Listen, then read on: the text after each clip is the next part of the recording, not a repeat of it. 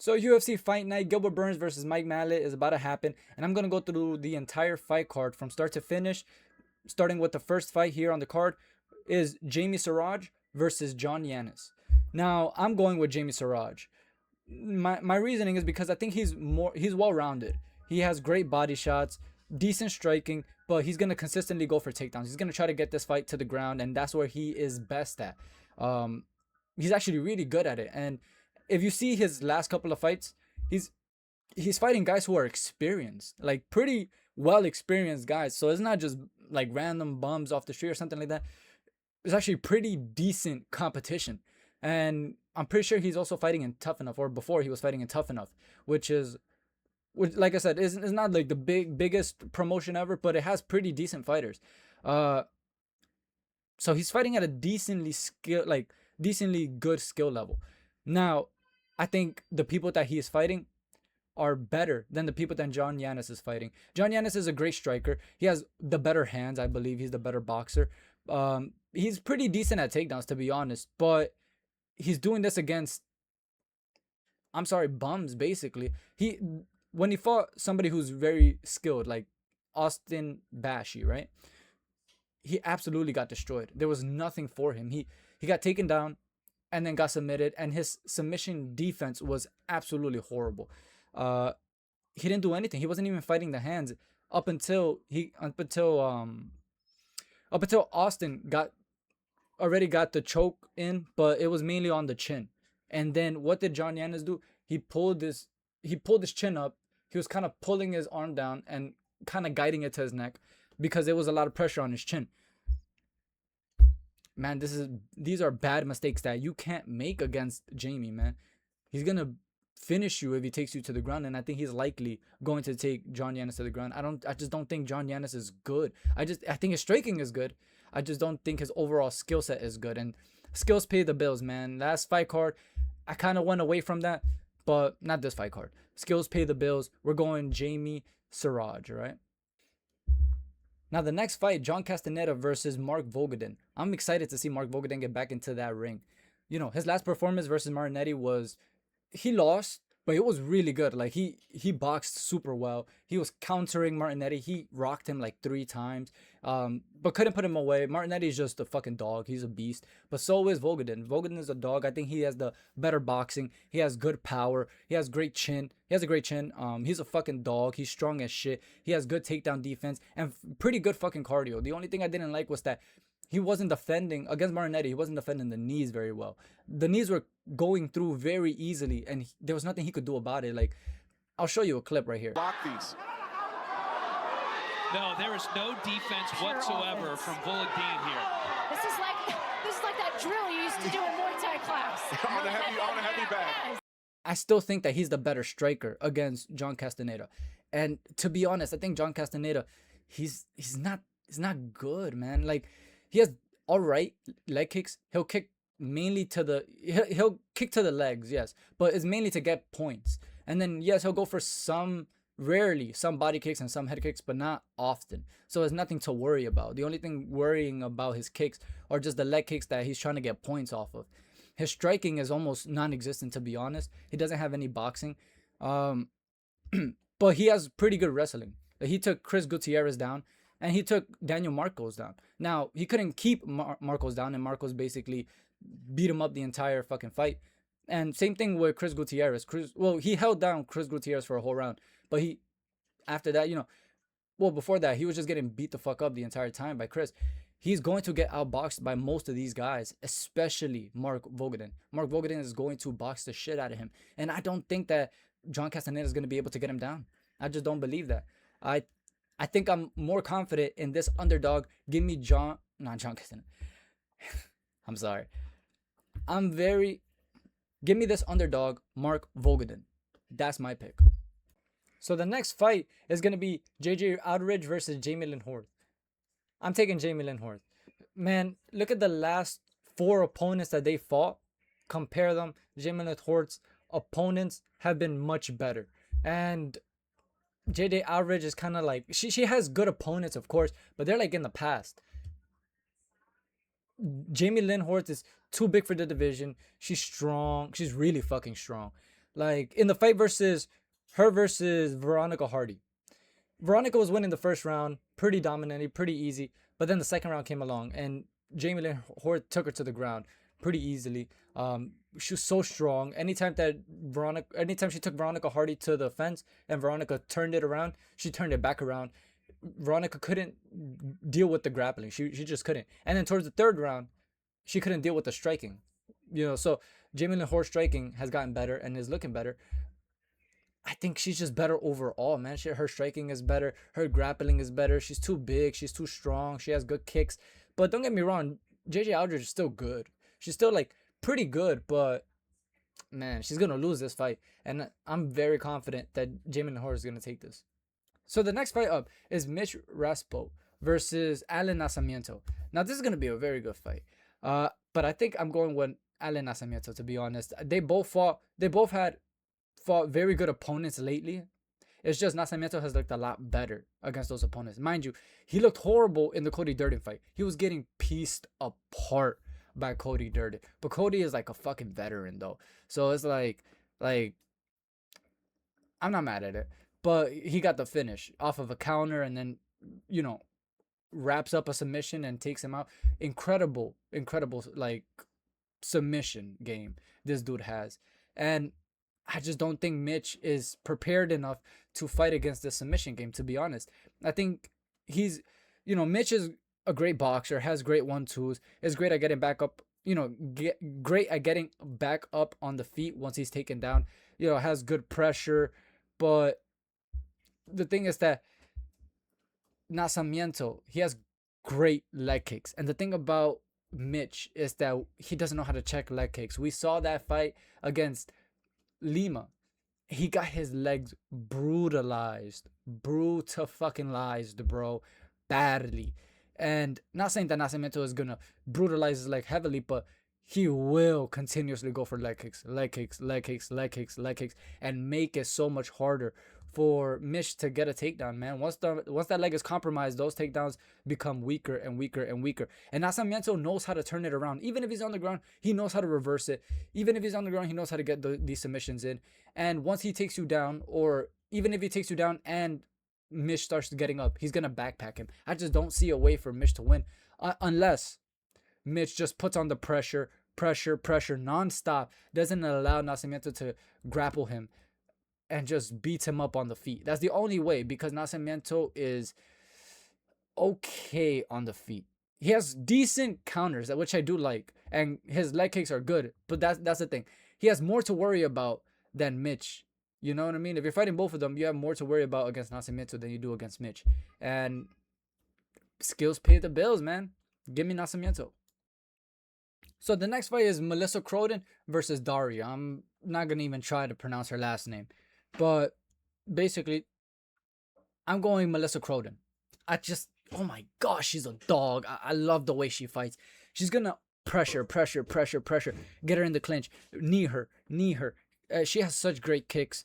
Like, her boxing is all right, but that's not her main thing. She has great kicks, great knees, amazing in the clinch, bro.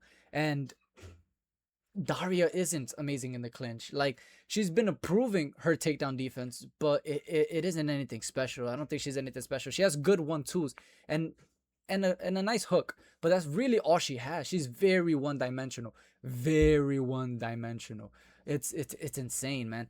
I really like Melissa Croden here. I think this is an easy pick. I think Melissa Croden is probably gonna get in there, take her to the fence, and even if she has to grapple her and hold her on the fence the entire fight, she will do that. And she's gonna just knee her, brutalize her body, destroy her like body and face, and she's gonna tire her out with those knees to the body. We've seen Daria like tire out badly and become super sloppy with the striking, and then get taken down. So I don't know. I just don't see Daria winning this fight. So give me Melissa Croden, man. So the next fight up is Tanner Boser versus Gokhan Sarikam. Sorry if I'm butchering the name, but give me Gokhan Sarikam. The thing I don't like about him is he's too green. He doesn't have the experience that Tanner does. Tanner has been in the UFC for a while. He's fought a lot of good competition. But his last fight was horrible, bro. It wasn't even in the UFC. Man, I'm not even gonna look up his opponent's name, but I do know his opponent was basically on the edge of retiring, 40 years old, and he took down Tanner very, very easy. Held him the entire round. And the thing is that he got tired. After holding him, he got tired. And so round 2 and 3, he was so exhausted. He didn't throw a single punch, and Tanner could not get him out the second round. Like, it was ridiculous. It was so hilarious how bad Tanner is, bro. And I don't feel comfortable picking Tanner at all. I know that Gokhan, like I said, he doesn't have anywhere near the accolades, but he just looks so much better, bro. He's a great grappler, good striker, hits very hard, and the thing is that he sticks to his game plan, so he's gonna continuously grapple, grapple, grapple. So next we got Julian LeBlanc versus Robert Valentine, and I kind of think Robert Valentine just takes this, and I don't think it's gonna be hard. I think he's pretty good on the feet. Not gonna lie, like he is pretty good on the feet. He was kind of piecing up Vinny, but Vinny had to take it down and had to take him down. And Vinny's just very strong. Sorry, Finney. It's just very strong. And then he fought Gautier, and Gautier is just, man, he's just the hardest hitter in that division right now. And I just don't feel it's gonna be close. I think that Julian is super bad, bro. I think Julian is really bad. I haven't seen anything special coming from him, and his last fight was so horrible. At the very least, with Julian, I mean, at the very least with Robert, he was not letting himself get taken down easily against Gautier, not Gautier, against Finney. He was getting up and then kind of hurting Finney on the feet a little bit. Well, nothing crazy, but because Finney kept taking him down, and Finney's just so goddamn strong.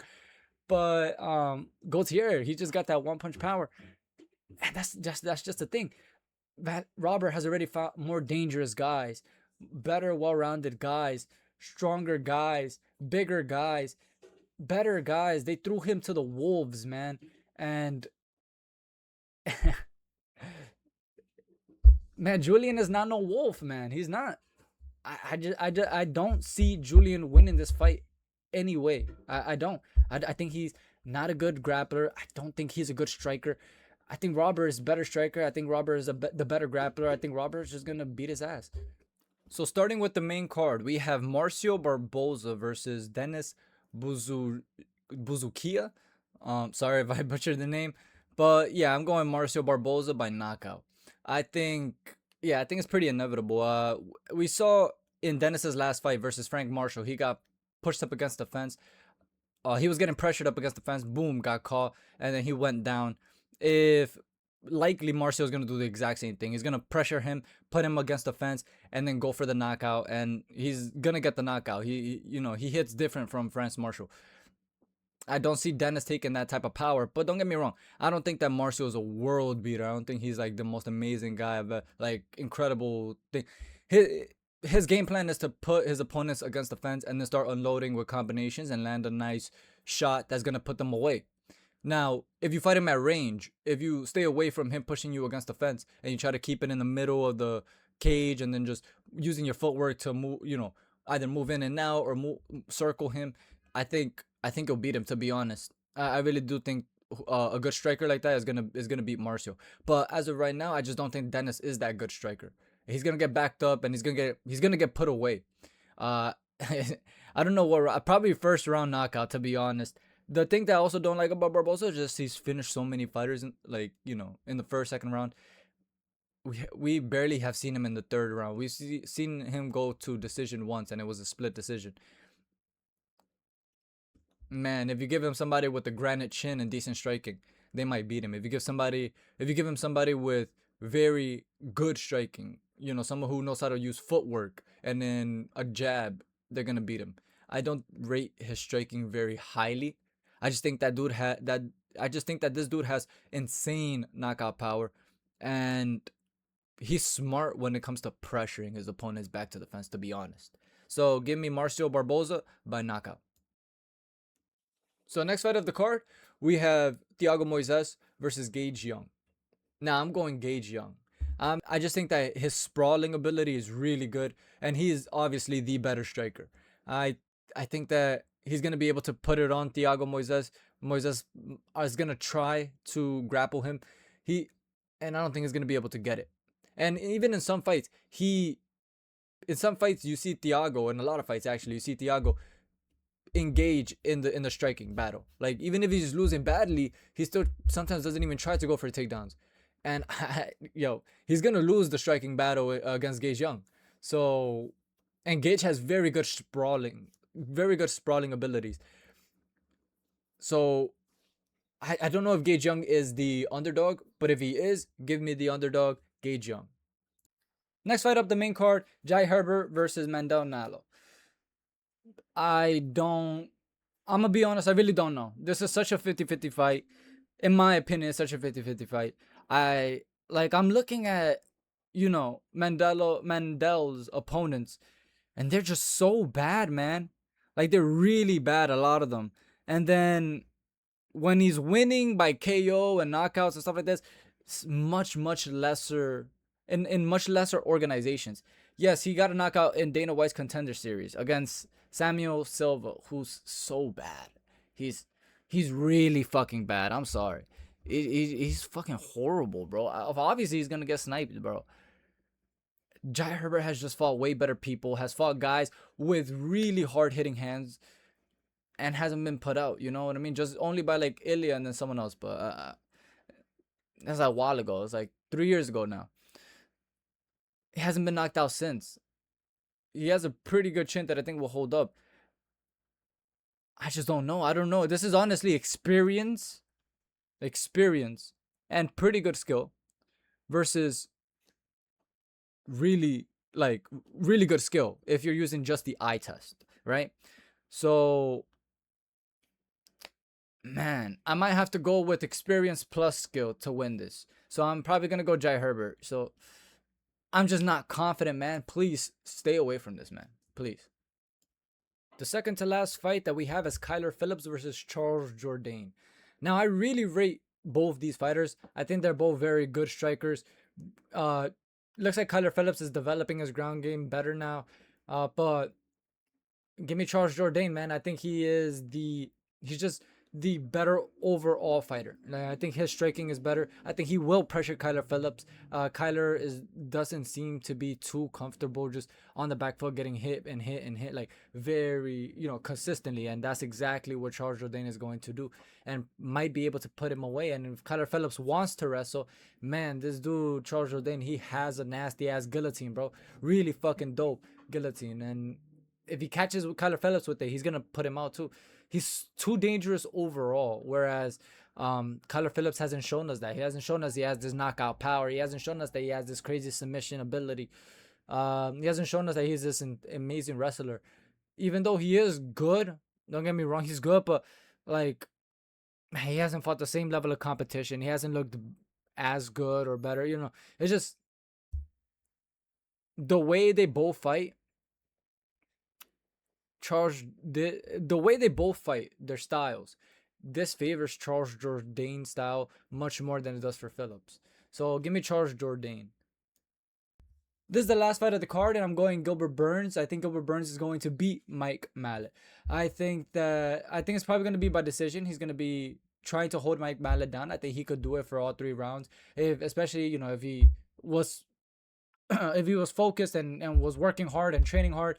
There was an interview not too long ago where he was saying that he's trying to go in with a good game plan because he wants to win.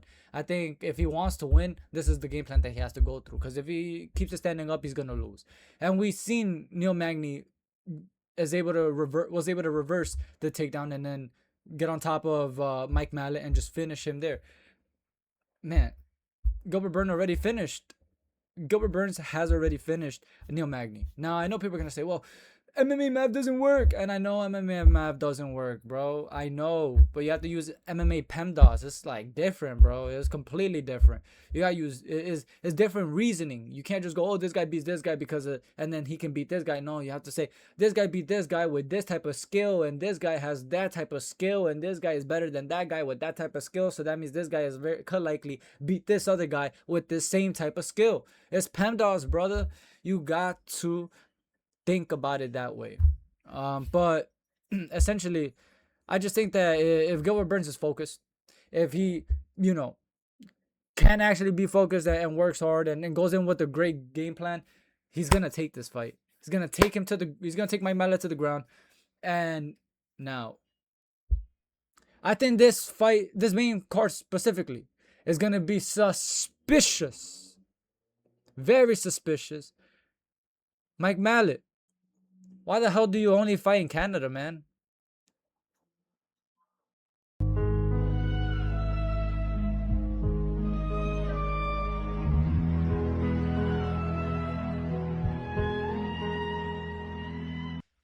Brother, he's gonna rob Gilbert Burns.